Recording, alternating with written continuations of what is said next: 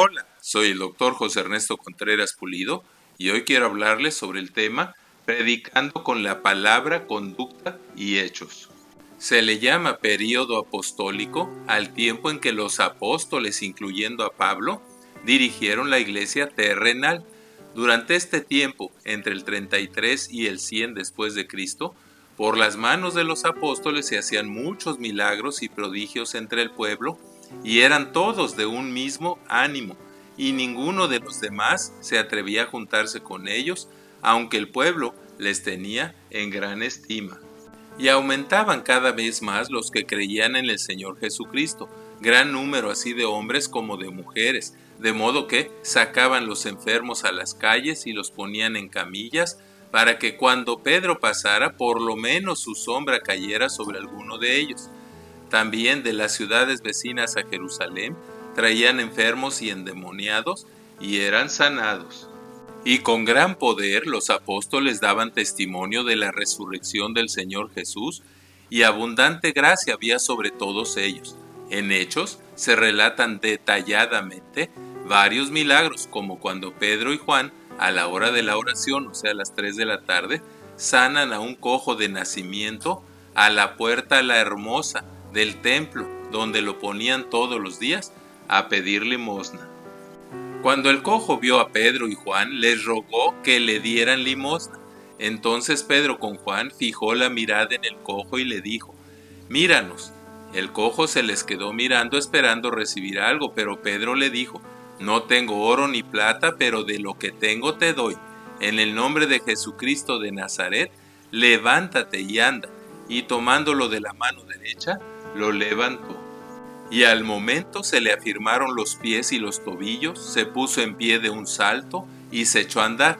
Luego entró con ellos en el templo mientras saltaba y alababa a Dios, y todo el pueblo lo vio andar y alabar a Dios, y se quedaron admirados y asombrados, pues el hombre en el que Dios hizo este milagro de sanidad tenía como 40 años de edad.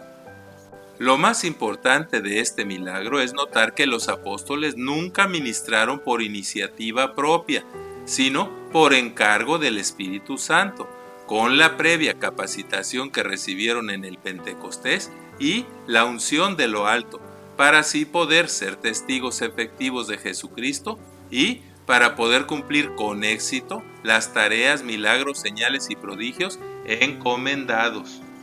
A diferencia de cuando pedían a Cristo los primeros lugares en el reino, ahora solo querían servir y no ofrecían lo que no tenían, y cuando ministraron lo que Dios les ordenó dar o hacer en su nombre, esto lo hicieron gratuitamente.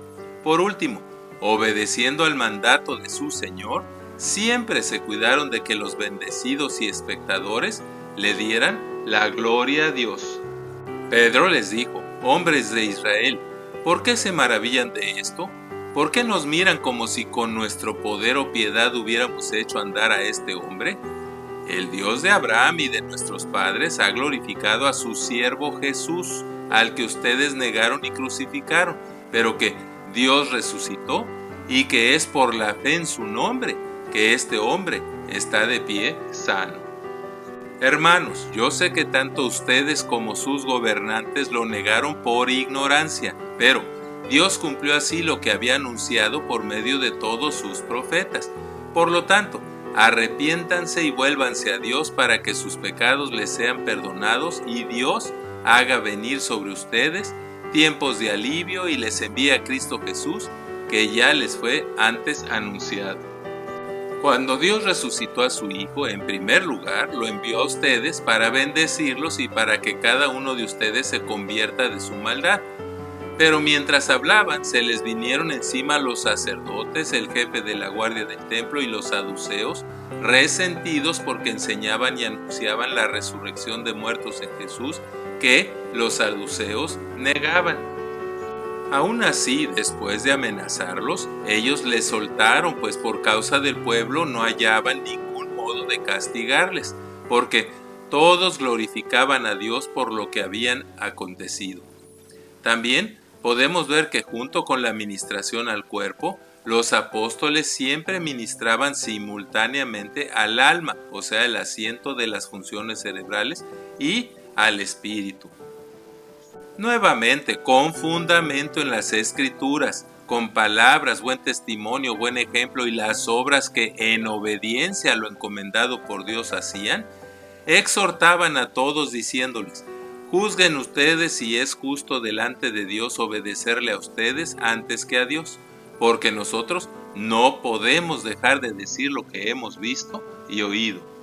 El resultado y bendiciones de ministrar así, con palabra, conducta y hechos, casi siempre serán las mismas. 1.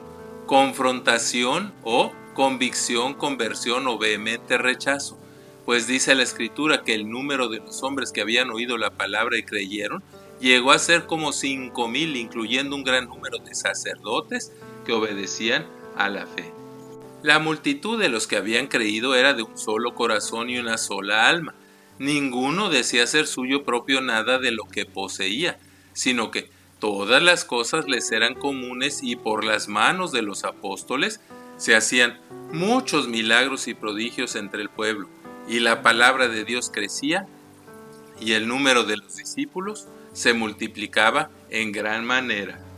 Además, dice la Biblia que la congregación entera los sostenía con oración e intercedía constantemente por los apóstoles, alzando unánimes la voz a Dios y diciendo: Soberano, tú que hiciste el cielo y la tierra, el mar y todo lo que en ellos hay, ahora, Señor, concede a tus siervos que hablen tu palabra con toda valentía, y haz sanidades y señales en el nombre de Jesús.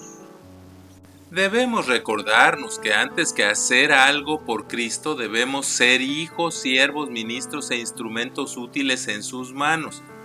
Que Dios nos conceda ministrar así, con poder, con milagros y sanidades, llenos del Espíritu Santo, respaldando con nuestros hechos y testimonio lo que predicamos con las palabras, dando siempre toda la gloria a Dios. Y que a pesar de que los enemigos de Cristo y los falsos cristianos que defienden falsas doctrinas nos ataquen, persigan y causen problemas serios como caer en la cárcel, Dios nos conceda que el amor entre los hermanos, la unanimidad de espíritu y mente y el denuedo por predicar el Evangelio siempre estén en aumento entre nosotros. Amén. Muchas gracias por su atención, y es mi oración que Dios les siga bendiciendo ricamente. Así sea.